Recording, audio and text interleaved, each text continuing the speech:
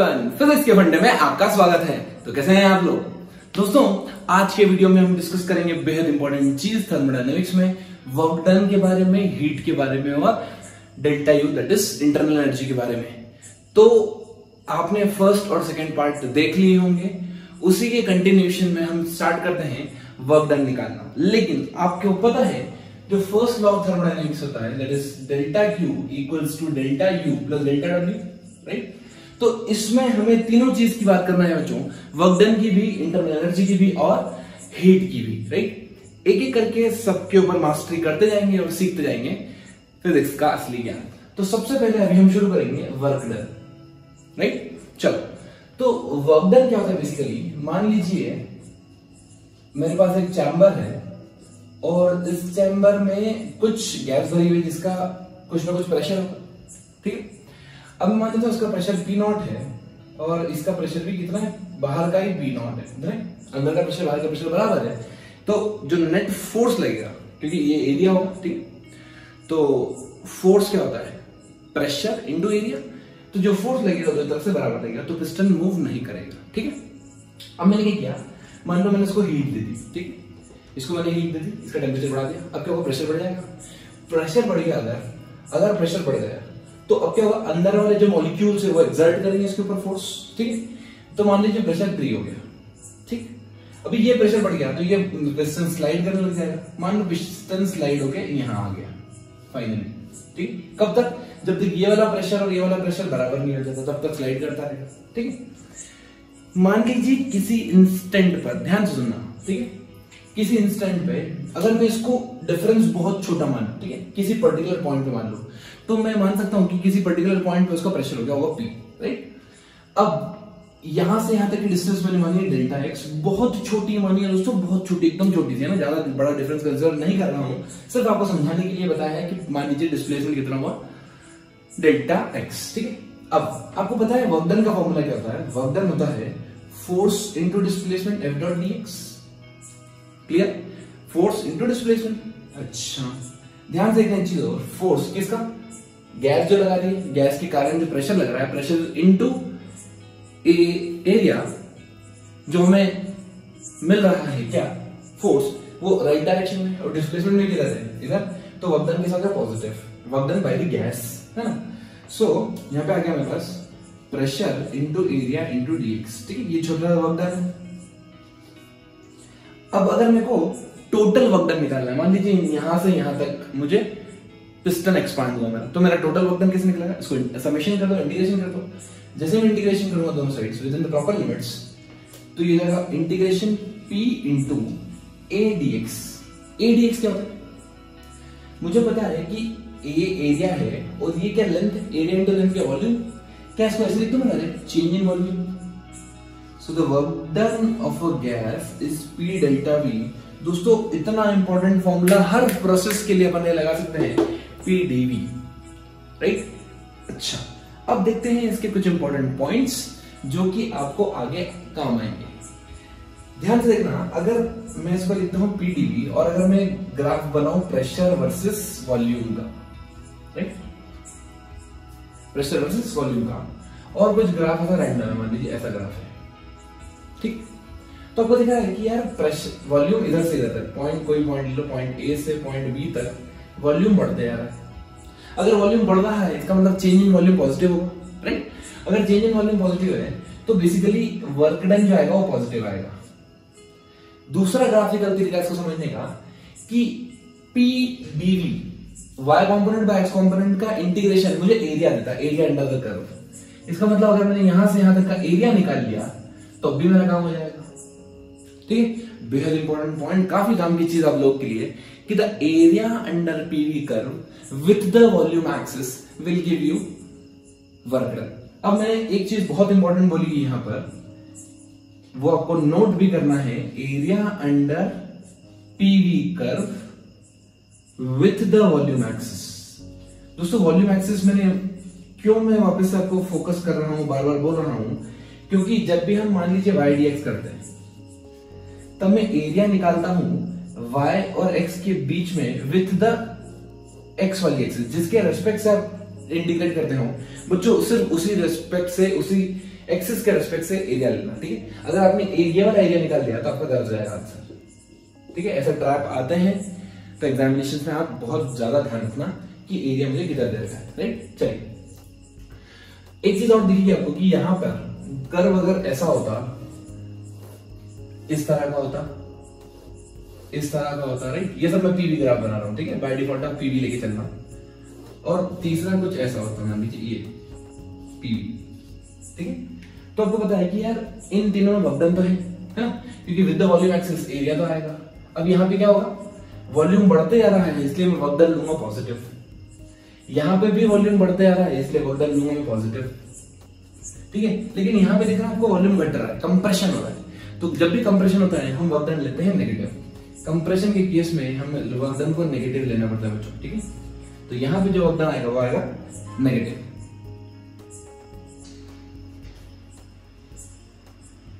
दोस्तों अगर आपको याद हो तो बचपन में मैंने एक आपसे बात बोली थी कि work is a path function, मतलब वर्क पाथ पे डिपेंड करता है कि हमने कैसा प्रोसेस फॉलो की है, क्या पाथ फॉलो करता है। उसका एक्सप्लेनेशन आपको अभी मिल जाएगा 10 सेकेंड के अंदर अंदर। ध्यान से देखो, यहां पे अगर मैं कोई पीवी डायग्राम बनाता हूं तो पीवी डायग्राम में क्या होगा बच्चों, मान लीजिए कि इनिशियल पॉइंट है, फाइनल पॉइंट है, थर्मोडायनामिक स्टेट बनाएंगे, ठीक है। अब 10 सेकंड स्टार्ट होते हैं। अब एक लाइन ये बनाई, एक प्रोसेस ये है, एक प्रोसेस ये है और एक प्रोसेस ये है। क्या आपको क्लियर हो गया कि वर्क डन पाथ पे डिपेंड कैसे करता है।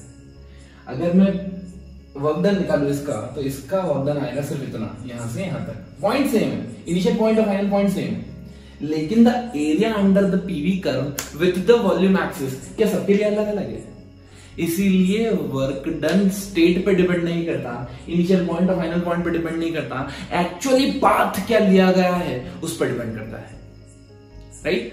सो इसको पाथ फंक्शन इसलिए बोलते हैं। आप यहां देख सकते हैं सबसे ज्यादा वर्क डन, अगर मैं इस प्रोसेस को बोल दूं प्रोसेस 1, इस प्रोसेस को बोल दूं प्रोसेस 2 और इस प्रोसेस को बोल दूं प्रोसेस 3, तो आपको पता पड़ जाएगा कि कॉमन सेंस है, साला कैलकुलेशन करना ही नहीं है, ये पता पड़ेगा कि work done by in process 1 is greater than work done in process 2 is greater than work done in process 3। The logic is the area under PV curve with the volume axis is maximum for the process 1, then for the process 2, देन minimum for the process 3। तो आसान है, बिल्कुल tough नहीं, एकदम ध्यान देखना है, हमको पीवी कर्व का एरिया निकालना है विद द वॉल्यूम एक्सिस, ठीक। चलिए अब हम बात करेंगे कुछ साइक्लिक प्रोसेस की, क्योंकि हमें वर्कडन की बात कर रहे हैं तो वर्कडन में साइक्लिक प्रोसेस, सारी प्रोसेस का वर्कडन तो निकालेंगे ही निकालेंगे, लेकिन थोड़ी सी पहले साइक्लिक प्रोसेस की बात कर लेते हैं। मान लीजिए कि मेरे पास पीवी डायग्राम है। अब जो भी डायग्राम बनाऊंगा बच्चों में बाय डिफॉल्ट आप पीवी ले लेना है ना, उसको आप उसको वीटी और पीटी कर्व में कन्वर्ट कर सकते हैं, लेकिन इजी समझने के लिए बेसिक्स आपको पीवी डायग्राम बना रहा हूं, ठीक है। तो मैंने ये बनाया पीवी डायग्राम ऐसे, ये मैंने ऐसे पीवी डायग्राम बना दिया ऐसे, ठीक है, या फिर मैंने ऐसे बनाया डायग्राम ये, ठीक है, कुछ भी ले सकते हैं आप, ठीक। जरूरी नहीं कोई रेगुलर शेप हो, रेगुलर शेप भी हो सकता है।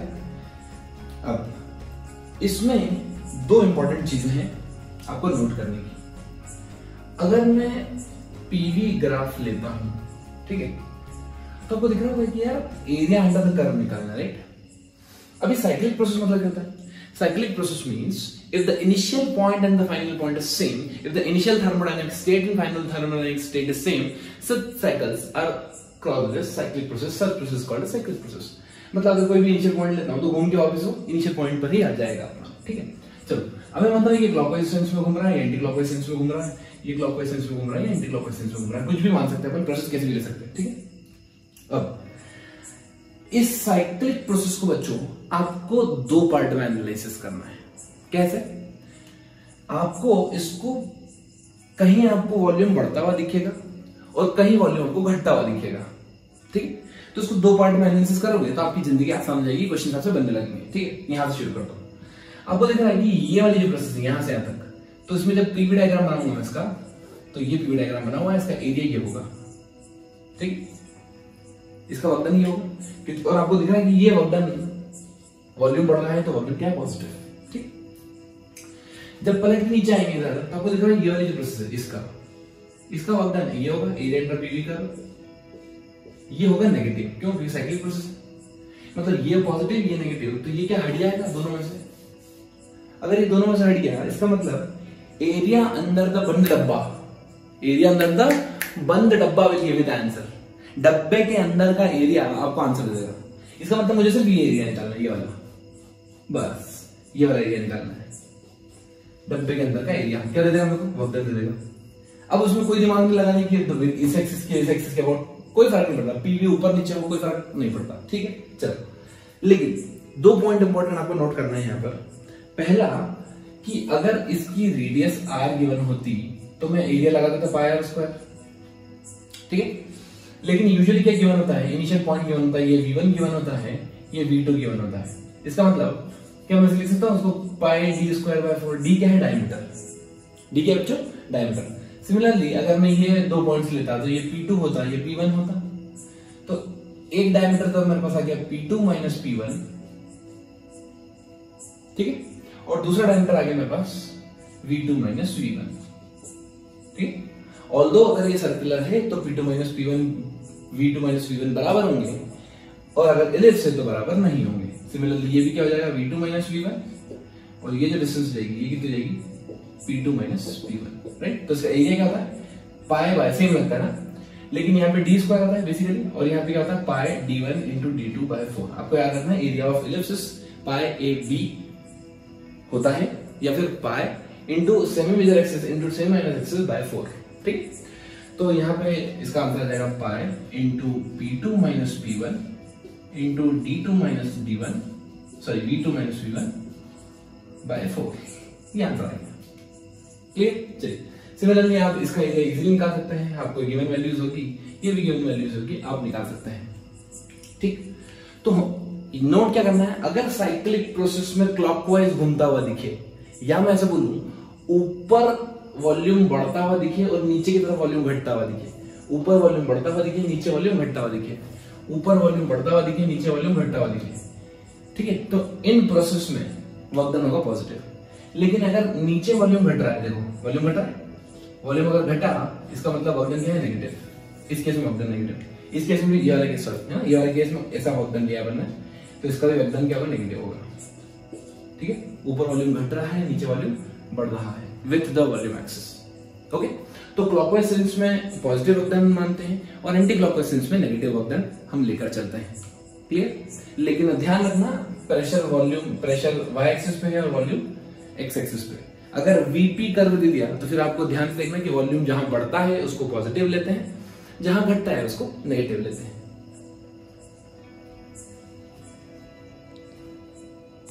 Now we are going to calculate work done in different thermodynamics processes. So अगर मैं वर्क डन की बात करूं तो वर्क डन हमारा आता है बच्चों पीडीवी, राइट।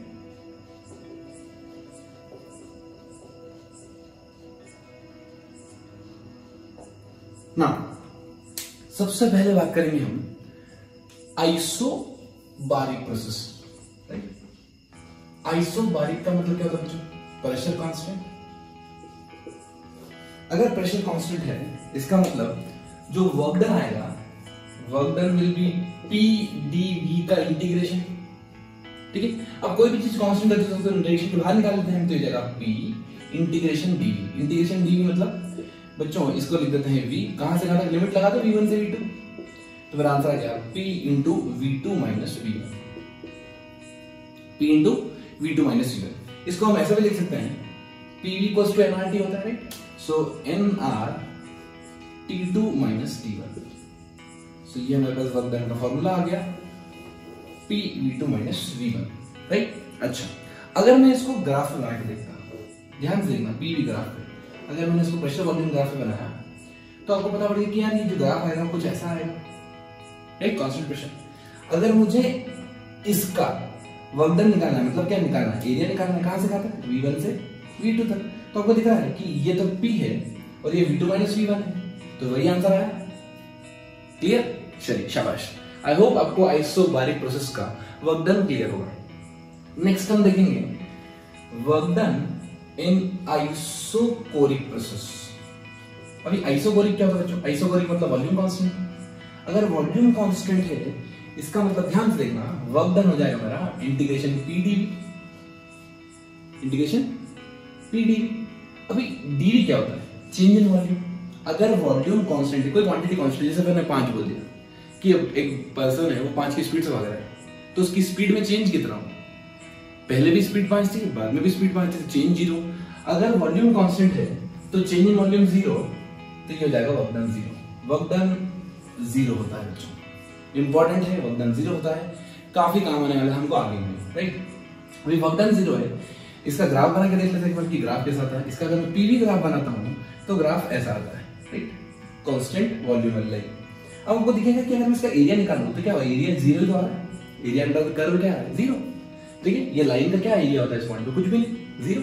करेक्ट। चलिए नेक्स्ट प्रोसेस आपको मिलेगी, वो होगी आइसोथर्मल प्रोसेस। आइसोथर्मल का मतलब बच्चों क्लियर ही होगा आपको।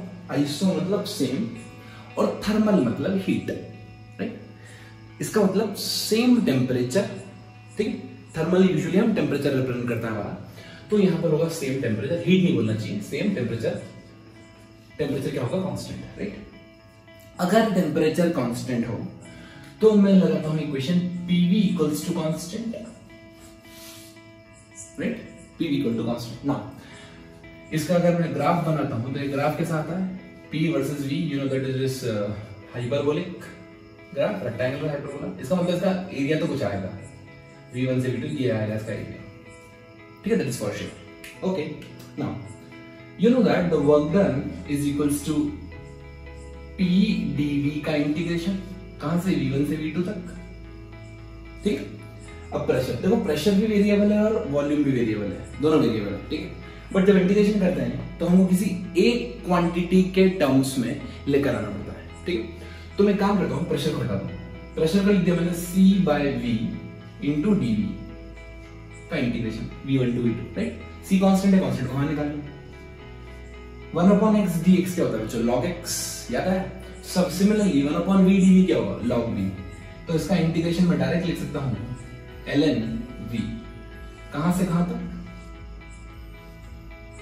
V1 से V2 तक, V1 से V2 तक, right. Okay, so I can right it over here, log base E V2 upper limit minus log base E V2 V1 lower limit, upper limit minus lower limit, ठीक। तो उसको मैं ऐसे लिख सकता हूं, ये हो जाएगा C log है माइनस log है, log V2 by V1, right. log क्या हो गया? V2 by V1 आ गया, ठीक है। अब ये C क्या है? कांस्टेंट। क्या मैं C को P लिख दूं? PV तो जाएगा मेरे पास PV log V2 by V1। इसको दूसरे तरीके से कैसे लिख सकते हैं? इसको लिख सकते हैं हम nRT log V2 by V1,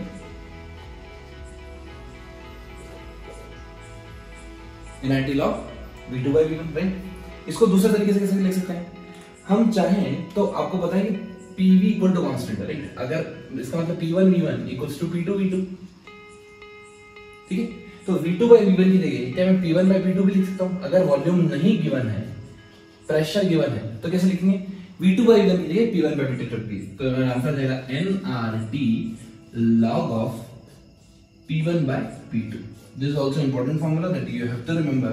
The work done in isothermal process, important formula है, याद रखना। ये याद रखना, nRT constant temperature n into R into T log V2 by V1 और P1 by P2, ठीक है। यूजुअली हम वॉल्यूम के लिए निकालते हैं तो वॉल्यूम बड़ा ऊपर आएगा, P2 ऊपर आएगा, P1 नीचे, सॉरी V2 ऊपर आएगा, V1 नीचे, और P1 ऊपर आएगा, P1 ऊपर आएगा और P2 नीचे, ठीक है।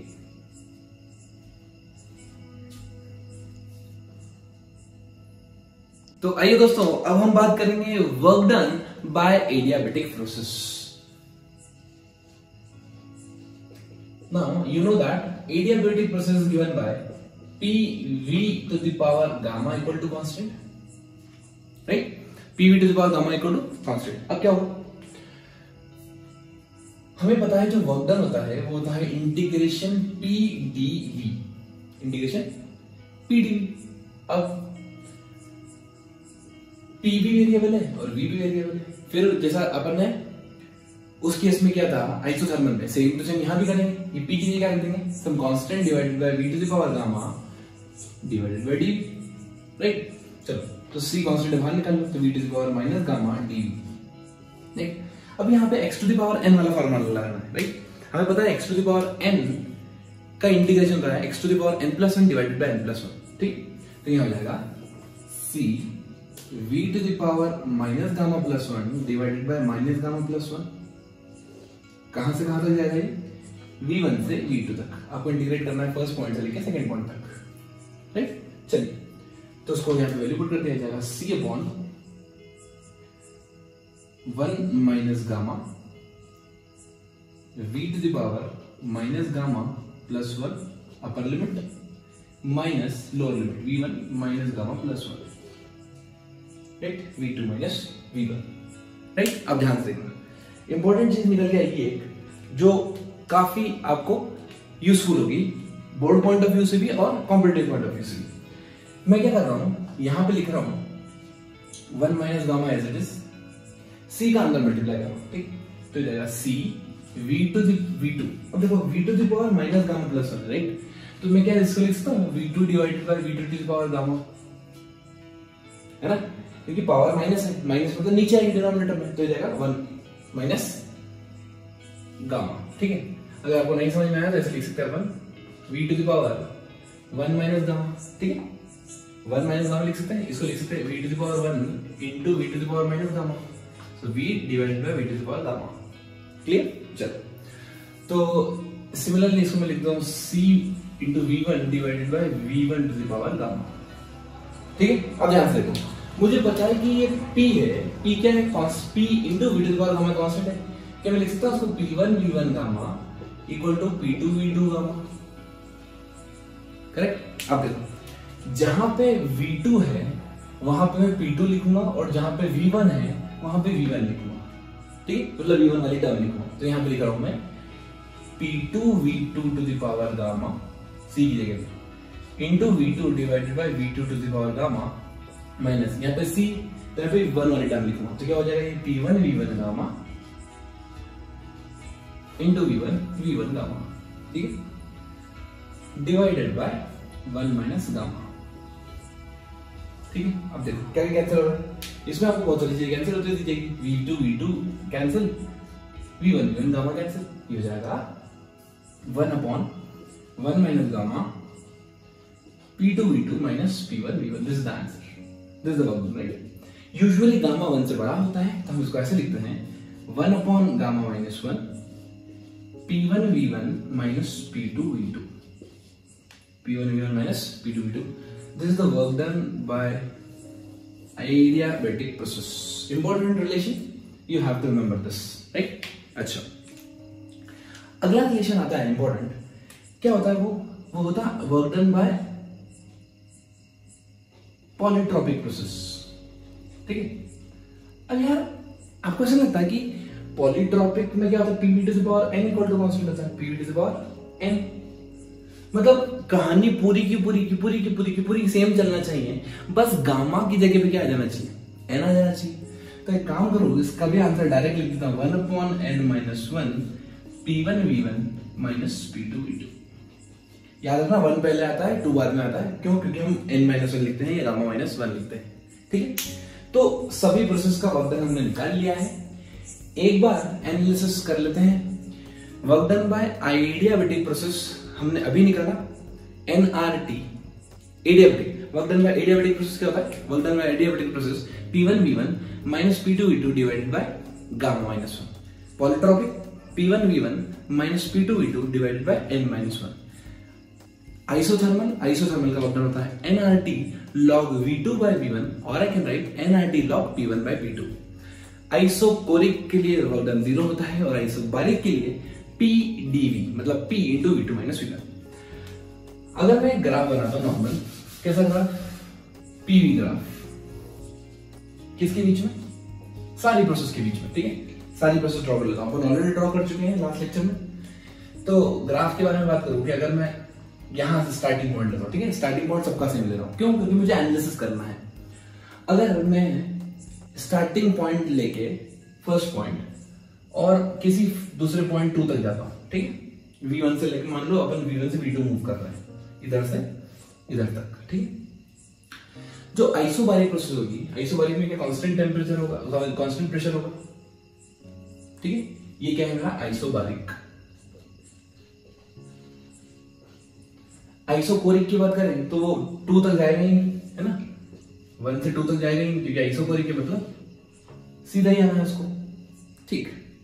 अब मैं बात करूं एडियाबेटिक और आइसोथर्मल की, तो हमको पता है कि वो ग्राफ ऐसा आएगा, कुछ ऐसा, ठीक। अब आपको एक चीज पता है कि जिसका स्लोप ज्यादा वो एडियाबेटिक। तो आप फिसल के देखो, बैठ जाओ से, जैसे ही बैठ के फिसलोगे तो आपको पता पड़ जाएगा कि ये है मेरी एडियाबेटिक और ये है मेरी आइसोथर्मल, कम स्लोप वाली, राइट। This is isochoric. अब आपको एक चीज तो ऐसा क्लियर हुई होगी कि वर्क डन हर प्रोसेस में सेम तो आता ही नहीं, प्रोसेस पे डिपेंड करता है, अलग अलग प्रोसेस पे अलग अलग वर्क डन। सबसे ज्यादा वर्क डन किसका आएगा? सबसे ज्यादा वर्क डन आएगा जो प्रोसेस आइसोबारिक होगी, उसके बाद आइसोथर्मल का, उसके बाद एडियाबेटिक का, और उसके बाद 0 जो क्या आता है मेरा आइसोबारिक का, आइसोकोरिक का, आइसोकोरिक, राइट। तो आई होप आपको समझ में आया हो। दूसरा लॉजिक ये भी दे सकते हैं, बेसिकली हमने क्या निकाला, एरिया निकाला है ना। तो आपको दिख रहा है कि यहां से यहां तक का एरिया इन दोनों में कंपेयर कर रहा है, आइसोथर्मल में और एडियाबेटिक में। तो एडियाबेटिक का एरिया कम आ रहा है, मतलब वर्क डन कम होगा। तो वर्क डन कम है एडियाबेटिक का इन कंपेयर टू आइसोथर्मल, सबसे ज्यादा है आइसोबारिक का। क्लियर?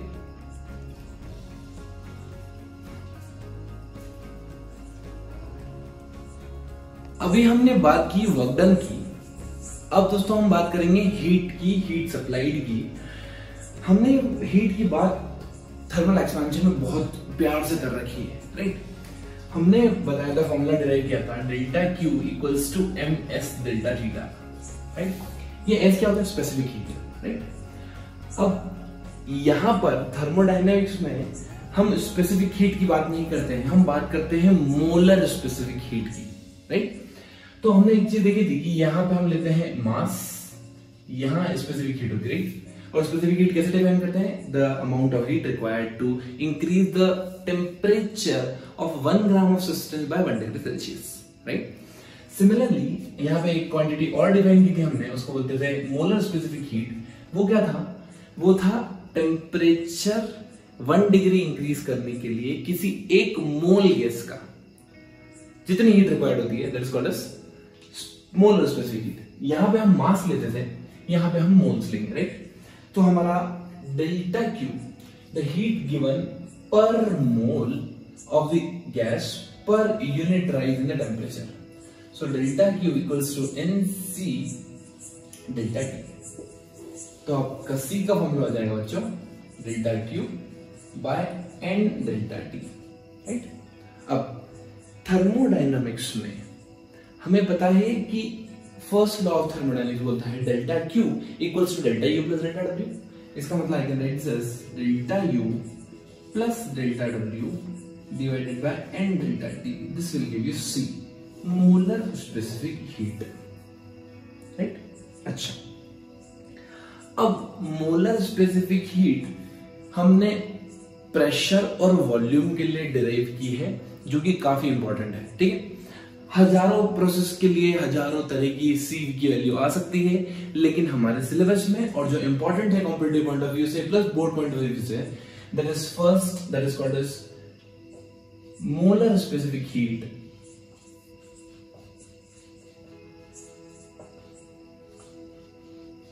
Eight constant volume.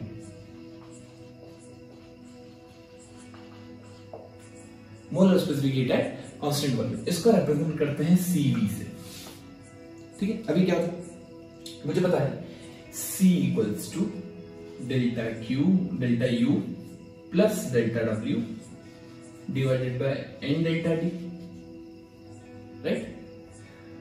सो कांस्टेंट वॉल्यूम, दोस्तों आपको याद होगा जब भी मैं कांस्टेंट वॉल्यूम की बात करता हूं तो क्या वर्क डन जीरो आता है? बिल्कुल। अगर वर्क डन जीरो है इसका मतलब मैं इसको डायरेक्ट लिख सकता हूं delta U divided by N delta T, ठीक है। डेल्टा यू हमने बहुत बहुत अच्छे से पढ़ा है, कौन सा एक चैप्टर में? KTG, kinetic theory of gases.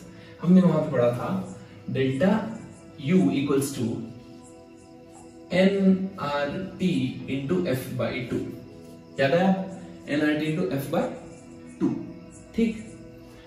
तो अगर मैं इंपॉर्टेंट बात करूं कि यहां पे डेल्टा यू क्या होगा?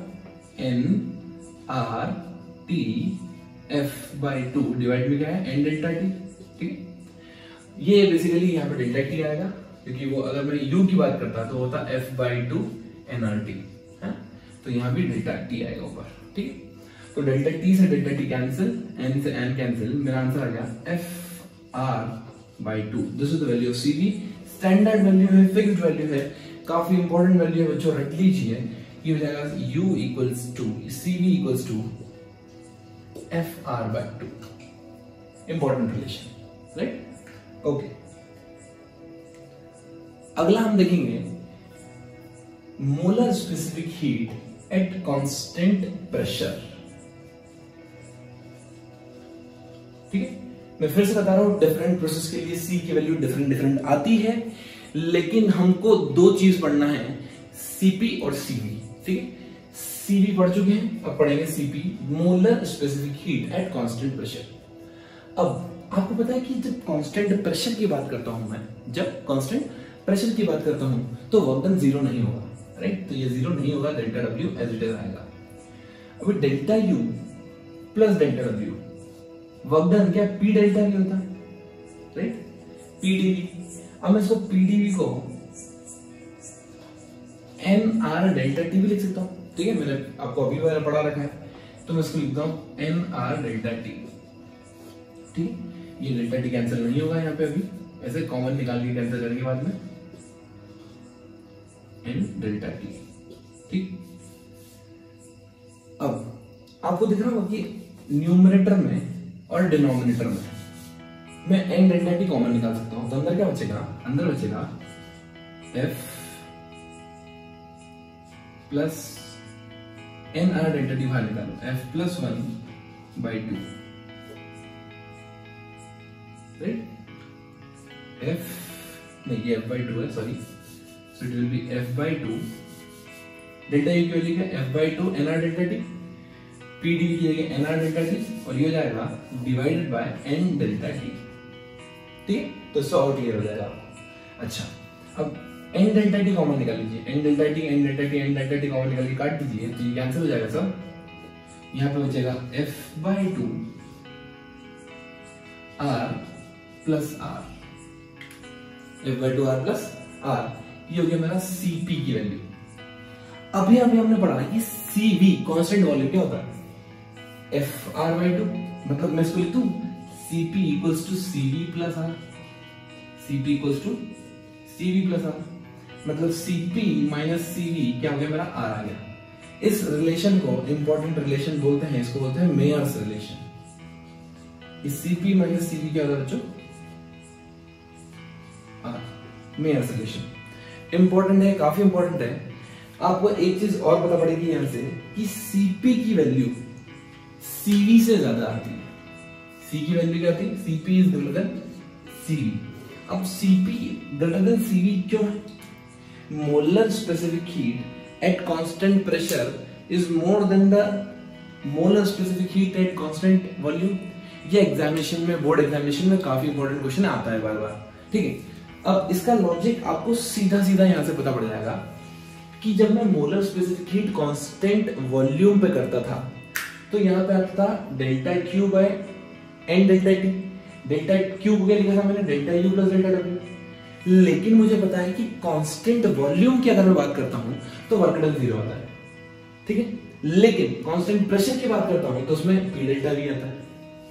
इसका मतलब जब मैं हीट सप्लाई करूंगा कांस्टेंट वॉल्यूम पे तो वो पूरी पूरी हीट सिर्फ और सिर्फ बॉडी की इंटरनल एनर्जी या सिस्टम की इंटरनल एनर्जी बढ़ाने में काम आएगी, राइट। लेकिन अगर मैं कांस्टेंट प्रेशर पे हीट सप्लाई करता हूं तो उसको दो काम करना पड़ेगा। पहला काम तो करेगा कि बॉडी का टेम्परेचर बढ़ाए, मतलब इंटरनल एनर्जी बढ़ाए, और दूसरा कुछ वर्क करे।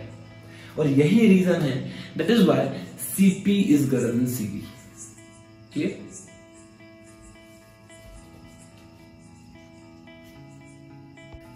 Now we have to understand some important terms and things related to this, which is very very very very important guys। देखो ध्यान से देखना, मुझे पता है Cp की वैल्यू मतलब molar specific heat at constant pressure. जब मैं कांस्टेंट प्रेशर रखूंगा तो मुझे F/2 + 1 × R इतनी हीट स्पेसिफिक हीट आएगी। कांस्टेंट वॉल्यूम के लिए F/2 × R आएगा, राइट। अच्छा, वैसे C का फॉर्मूला होता है ΔU + ΔW divided by n ΔT, right. चलिए, एक प्रोसेस और होती है मेरे पास, उस प्रोसेस को बोलता हूं मैं पॉलीट्रोपिक प्रोसेस, राइट। तो पॉलीट्रोपिक प्रोसेस में क्या होता है, for any general process, polytropic बोल दो या कोई भी जनरल प्रोसेस बोल दो, एनी रैंडम प्रोसेस। मैंने आपको बताया बच्चों कि जो C वैल्यू होती है, C 1000 वैल्यू आ सकती है, अलग अलग प्रोसेस की अलग अलग वैल्यूज होती है, लेकिन ये दो स्टैंडर्ड है, ज्यादातर यूज होती है, इसलिए हम याद करते हैं। इसका मतलब यही नहीं कि यही होती C वैल्यू, राइट। हाँ, तो आपको एक चीज पता पड़ेगी कि इसका जो PV⁴n इक्वल टू कांस्टेंट, ये इक्वेशन होती है, राइट। इसका जो वर्क डन आता है वो वर्क डन आता है P1V1 - P2V2 divided by n-1, या फिर इसको nR T1 - T2 divided by n-1, या फिर इसको ऐसे लिख सकता हूं nR T2 - T1 divided by 1 - n। क्या याद है? T2 - T1 में डेल्टा T लिखा है ना, final temperature minus initial temperature, तो इसको यहाँ माइनस का मल्टीप्लाई किया तो इसको 1 - n कर दिया, ठीक है। चलो, अब हमें पता है कि C for any general process, किसी भी जनरल प्रोसेस के लिए ये होता है ΔU + ΔW bye n ΔT। तो ΔU कितना है? ΔU तो स्टैंडर्ड है, F/2 nRT, F/2 nR ΔT plus work done कितना होगा इसके लिए, nR ΔT divided by 1 - n और whole divided by n ΔT। अब आपको दिख रहा होगा कि n ΔT सब दूर से क्या हो जाएगा, कैंसिल हो जाएगा। n ΔT कॉमन निकाल लो, ऊपर से कॉमन निकाल लो और फिर कैंसिल हो जाएगा ना। तो अंदर क्या बचेगा आपके पास, Fr/2 plus R/1 - n, right. C, अब ध्यान रखना C एक जनरल प्रोसेस के लिए क्या होता है, C = CV + R/1 - n। बहुत इंपॉर्टेंट रिलेशन, आप याद रखें तो बहुत अच्छी बात है आप लोग के लिए, ठीक है। चलिए, अब मैं थोड़ा सा और इसको एक लेवल ऊपर लेके जाता हूँ, स्टेप ऊपर लेके जाता हूँ, आपको कोशिश कराता हूँ एक चीज विजुअलाइज कराने की। आपको मेयर्स रिलेशन पता है बच्चों, मेयर्स रिलेशन क्या है, Cp - Cv। तो Cp - Cv कितना था, R, ठीक है। अगर मैं Cp/Cv निकालू, दोनों को डिवाइड करो, ध्यान से देखो डिवाइड करने में क्या आता है। तो इधर if I calculating Cp divided by Cv, then we are getting F/2 + 1 × R divided by F/2R, ठीक है। तो R get cancelled, you will get F/2 + 1 divided by F/2 divided by F/2। F/2 से F/2 कैंसिल हो जाता है 1 + 2/f। इस standard को बोलते हैं नया constant, that is called as gamma. 1 + 2/f को हम एक नया कांस्टेंट बोलते हैं गामा, इसको बोलते हैं एडियाबेटिक इंडेक्स, एडियाबेटिक कांस्टेंट है, एडियाबेटिक इंडेक्स। f क्या है, डिग्री ऑफ फ्रीडम। f क्या है बच्चों, डिग्री ऑफ फ्रीडम। तो आपको समझ में आ गया कि हाँ, मैं सब चीजें काय से रिलेट कर रहा हूं, मैं सब चीज काइनेटिक थ्योरी ऑफ गैसेस से रिलेट करता हो जा रहा हूं। मुझे पता है डिग्री ऑफ फ्रीडम मोनोटॉमिक के लिए, ठीक है। नॉर्मल टेम्परेचर की बात करें, हमने अपन ने पढ़ा था 70 केल्विन के नीचे क्या होता है, 500 केल्विन, 5000 केल्विन के ऊपर क्या होता है, सब चीज पढ़ रही, ठीक है। तो नॉर्मल की बात करें अगर, तो मोनोटॉमिक के लिए डिग्री ऑफ फ्रीडम होती है 3 मोनो, है ना। और डायटोमिक के लिए डिग्री ऑफ फ्रीडम होती है 5। ठीक है, अगर मैं यहां पुट करता हूं तो जगह 1 + 2/3 कितना आ गया मेरा, गामा की वैल्यू आ गई 5/3 दैट इज 1.66 किसके लिए, मोनोएटॉमिक के लिए। और गामा की वैल्यू जाएगी 1 + 2/5 दैट इज 7/5 1.4 इसके लिए जाएगी डायटोमिक के लिए। तो आपको पता पड़ जाएगा ऐसे कि गामा डायटोमिक का बड़ा होता है, सॉरी छोटा होता है मोनोटॉमिक से। क्या ये चीज क्लियर, गामा मोनोएटॉमिक का बड़ा होता है in comparison to the diatomic. ठीक, चलिए तो एक इंपॉर्टेंट चीज जो यहां से हमको नोट करना है वो ये कि अगर मैं ग्राफ बनाता हूं मोनोटॉमिक गैस और डायटोमिक गैस का पीवी डायग्राम, ठीक, मैंने आपको बताया था कि पीवी डायग्राम आइसोथर्मल के लिए और एडियाबेटिक के लिए सेम ही बनता है, पॉलीट्रॉपिक के लिए भी सेम ही बनता है, बस स्लोप चेंज हो जाते हैं दोनों के। स्लोप क्या होता है, अलग अलग।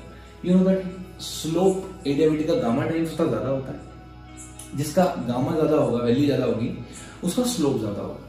तो अगर मैं दो स्लोप बनाऊं, एक का बनाऊं मोनोटॉमिक का और दूसरा बनाऊं डायटोमिक का, तो बताओ बच्चों कौन सा मोनोटॉमिक को रिप्रेजेंट करेगा, कौन सा डायटोमिक का। जिसका स्लोप ज्यादा उसका गामा ज्यादा, इसका मतलब स्लोप आपको दिख रहा है, ये होगा मेरा इसका मोनोटॉमिक और ये वाली जो गैस होगी वो होगी डायटोमिक, जिसका स्लोप ज्यादा वो monatomic gas.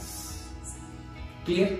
Now one more point that you have to note over here कि अगर मैं सारी स्टैंडर्ड ग्राफ्स की बात करूं, सारी स्टैंडर्ड वैल्यूज लो, तो स्टैंडर्ड वैल्यूज में हमारे पास क्या क्या आता है, Cp - Cv R, Cp/Cv एक नया रिलेशन निकाल लिया हमने गामा।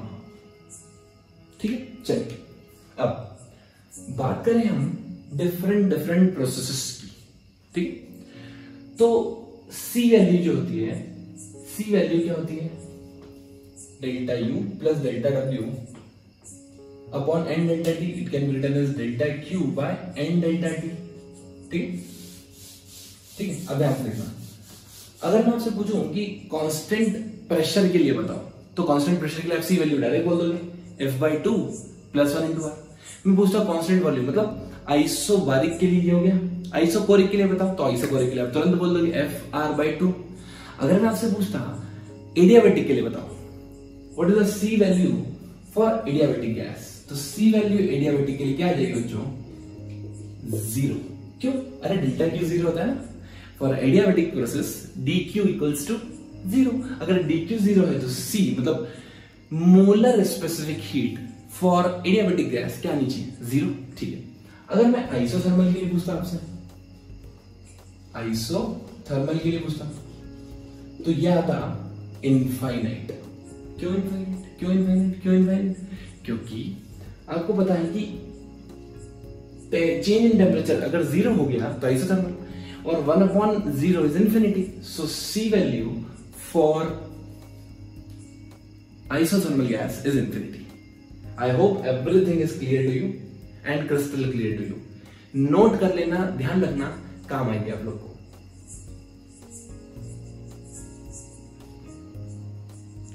दोस्तों अगला कॉन्सेप्ट देखते हैं हम फ्री एक्सपेंशन का। अभी फ्री एक्सपेंशन क्या होता है, फ्री एक्सपेंशन का मतलब अगर मैं किसी गैस को एक वैक्यूम में छोड़ दो फ्री, ठीक है, तो क्या करेगी वो पूरा वॉल्यूम ऑक्यूपाई कर लेगी, राइट, लेकिन फिर भी वर्क डन 0 ही होगा। ठीक है, ऐसी प्रोसेस को हम फ्री एक्सपेंशन प्रोसेस बोलते हैं, जहां पर ना तो कोई वर्क डन होता है ना कोई हीट एक्सचेंज होता है, right. If a gas expands in such a way that no heat enters और leaves the system and also no work is done on the system or by the system, such process is called as free expansion। ठीक, तो इसका generally कई बार example ऐसा दे देते हैं कि एक बलून में हवा भर दो और एकदम उसको फोड़ दो, ठीक, तो ये 100% फ्री एक्सपेंशन नहीं है। 100% फ्री एक्सपेंशन वही है कि वैक्यूम वाले चैम्बर में आप गैस को छोड़ दो, गैस वो एग्जांपल है, एग्जैक्ट परफेक्ट है इसका। ठीक, चलिए दूसरा इंपॉर्टेंट कॉन्सेप्ट हमको ये सीखना है, mixture of the gases of basically non reacting gases. ठीक है, अगर मेरे पास बहुत सारी गैसेस है, अभी तक हमने क्या की सिर्फ एक गैस बात की है और उसी के हम PV इक्वल टू nRT लगाते थे। ठीक है, लेकिन मान लीजिए मेरे पास बहुत सारी नॉन रिएक्टिंग गैसेस आ गई, नॉन रिएक्टिंग गैसेस आ गई, तो अब उनका अगर मुझे मिक्सचर के लिए स्टडी करना है तब मैं कैसे करूंगा? अगर मुझे पूरे मिक्सचर का मॉलिक्यूलर वेट निकालना है तो एक का मॉलिक्यूलर वेट m0 मान लो, दूसरे का मॉलिक्यूलर m02 मान लो। ठीक है, m01 m02 मान लिया।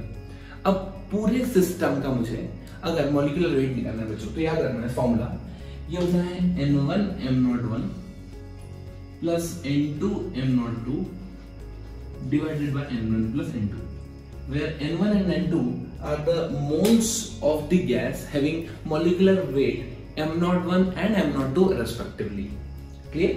तो आप डायरेक्ट निकाल सकते हैं molecular weight of the mixture. ठीक है, सिमिलरली अगर आपको CV निकालना हो मिक्सचर का,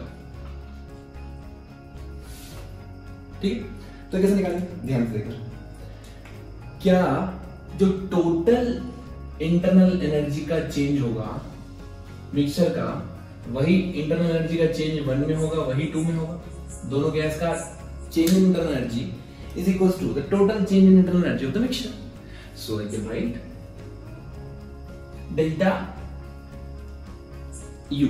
हमने देखा इसका फॉर्मूला होता है NC डेल्टा T या F/2 nR delta T, same एक ही बात है। तो जाएगा NCV1 delta T plus N2CV2 delta T equals two moles कितने रहेंगे? N1 plus N2 C of the mixture into delta T।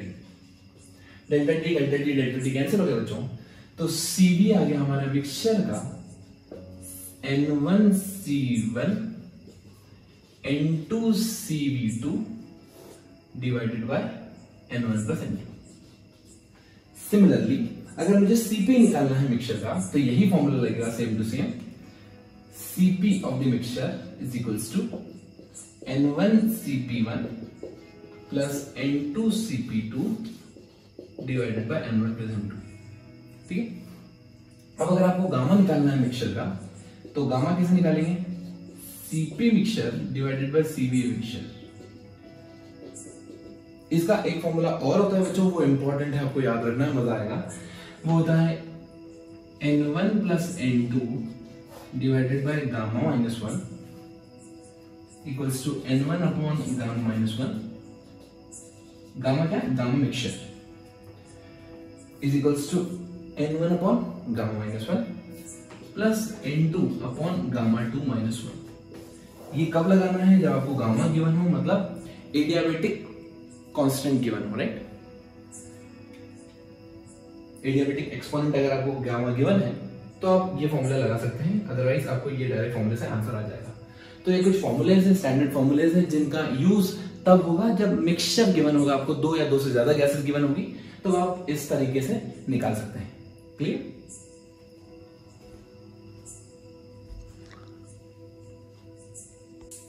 तो आइए दोस्तों, अब सारी थर्मोडायनेमिक प्रोसेस को समराइज करते हैं। सबसे पहले प्रोसेस होती है हमारी आइसोकोरिक। आइसोकोरिक की कंडीशन क्या होती है? यहां पे बताया आपको कि वॉल्यूम क्या रहेगा? कांस्टेंट। वॉल्यूम कांस्टेंट है मतलब pressure proportional to temperature, right? Isobaric में क्या होगा? प्रेशर कांस्टेंट होगा, इसका मतलब volume proportional to temperature. Isothermal में टेम्परेचर होता है कांस्टेंट, इसका मतलब PV इक्वल टू कांस्टेंट होता है, राइट? या P inversely proportional to V होता है। एडियाबेटिक में PV to the power gamma equal to constant, और पॉलीट्रॉपिक में PV to the power n equal to constant, right? चलिए अब बात करते हैं हम इंटरनल एनर्जी की। इंटरनल एनर्जी बेसिकली ये होती है F/2 nR delta T, right? तो F/2 nR डेल्टा T सभी के लिए सेम होगी। क्यों? क्योंकि ये स्टेट फंक्शन है, इनिशियल पॉइंट और फाइनल पॉइंट पर डिपेंड करता है। लेकिन वर्क डन और हीट सप्लाई ये पाथ फंक्शन है, इसलिए हर प्रोसेस के लिए अलग अलग आता है, राइट? तो ये तो सब प्रोसेस के लिए क्या हो जाएगा बच्चों?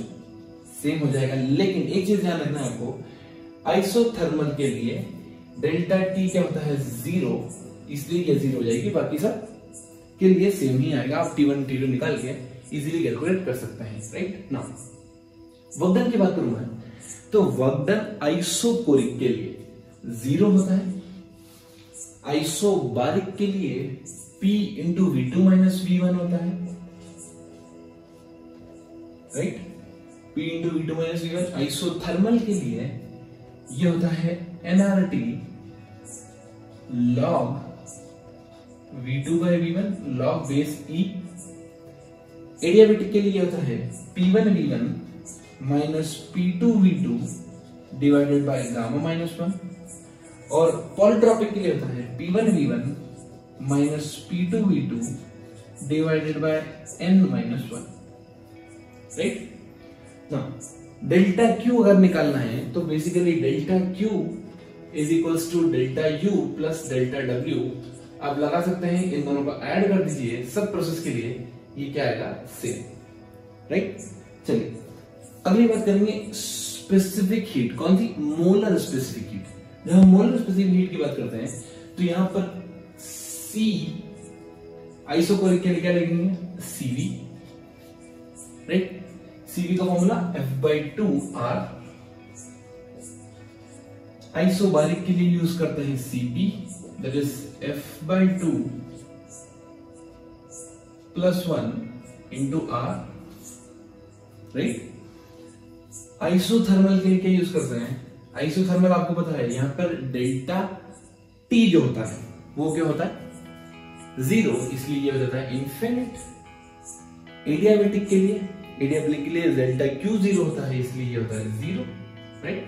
चलिए, और इसके लिए हम पॉलीट्रॉपिक प्रोसेस के लिए हम डिफाइन करते हैं C, right, that is equals to CV plus R upon 1 minus n, okay, right. अब लास्ट बात करते हैं बल्क मॉड्यूलस की। अभी बल्क मॉड्यूलस क्या होता है? बल्क मॉड्यूलस होता है change in pressure divided by delta V by V, volumetric की स्ट्रेस डिवाइडेड बाय वॉल्यूमीटर की स्ट्रेन, राइट। सो अगर मैं आइसोकोरिक की बात करूं तो यहां पे इसके लिए इंफिनिटी बेसिकली नॉट डिफाइंड हो जाएगा, 1/0।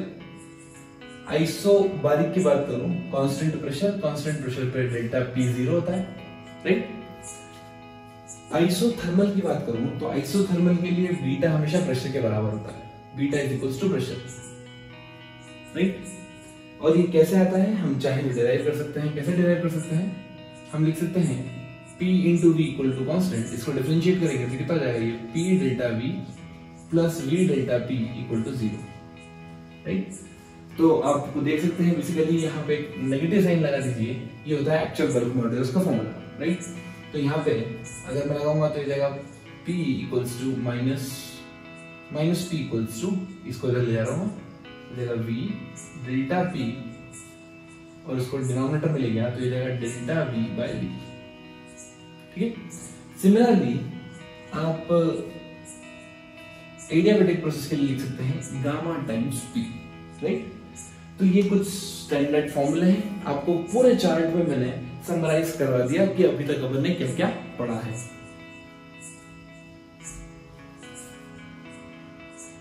तो आइए दोस्तों अब देखते हैं हम अपना last topic, efficiency of a cyclic process. किसी साइक्लिक प्रोसेस की हम एफिशिएंसी कैसे निकालते हैं? तो आप ध्यान से देख सकते हैं यहाँ पर कि अगर मैं एक साइक्लिक प्रोसेस लूं तो साइक्लिक प्रोसेस कैसी होती है बच्चों? Initial point final point same होता है, राइट। कुछ भी हो सकता है, कोई क्लॉकवाइज सेंस में एंटी क्लॉकवाइज सेंस में कैसे ही बना सकता हूँ, राइट। क्लॉकवाइज में होगा तो वो एकदम पॉजिटिव होगा और एंटी क्लॉकवाइज में होगा तो वो एकदम नेगेटिव होगा, राइट। या फिर मैं कोई इस तरह की साइक्लिक प्रोसेस बना, राइट। अब देखिए एफिशिएंसी का फॉर्मूला सिंपल है, आसान बिल्कुल। एफिशिएंसी होता है output divided by input, right. Standard formula, जर्मो फॉर्मूला सभी के लिए काम आता है, आउटपुट डिवाइडेड बाय इनपुट। अब हम किसी भी सिस्टम को हीट देते हैं तो बेसिकली वो पूरी हीट यूटिलाइज नहीं करता, कुछ part of the heat reject कर देता है, ठीक। तो बेसिकली आउटपुट क्या निकालते हैं हम किसी सिस्टम से? हम निकालते हैं वर्क डन। क्या निकालते हैं बच्चों? Work done. Work done divided by heat supplied.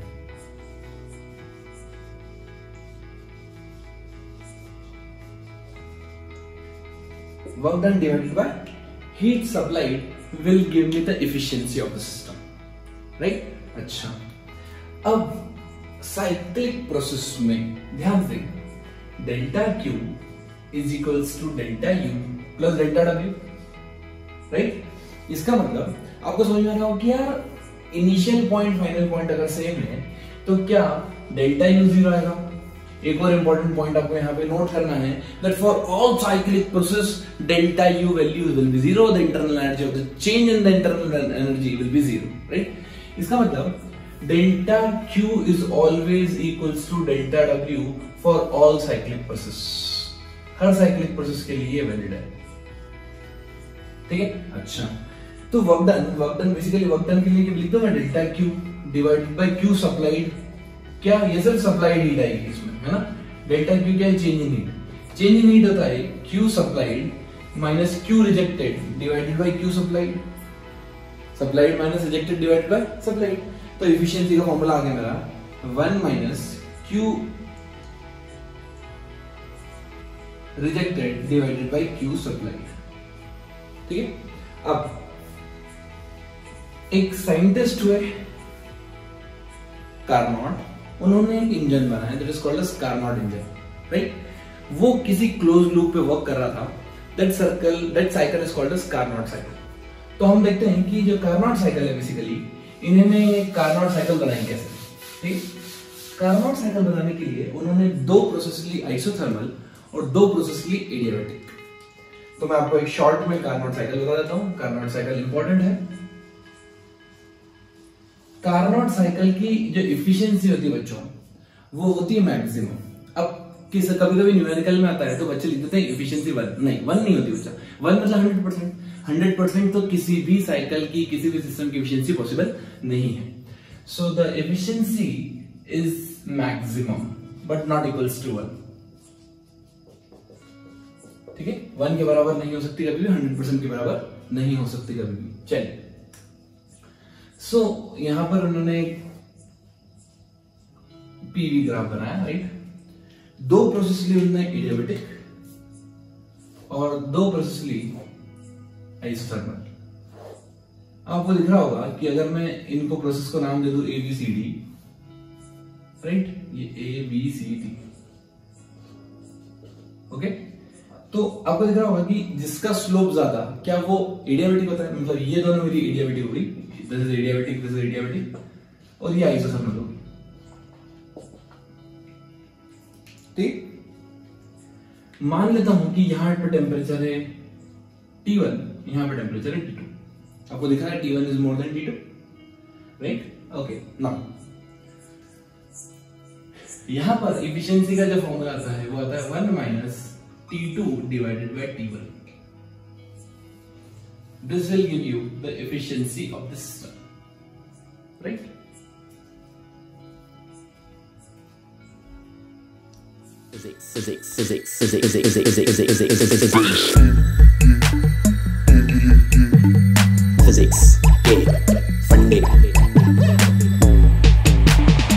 Physics के फंडे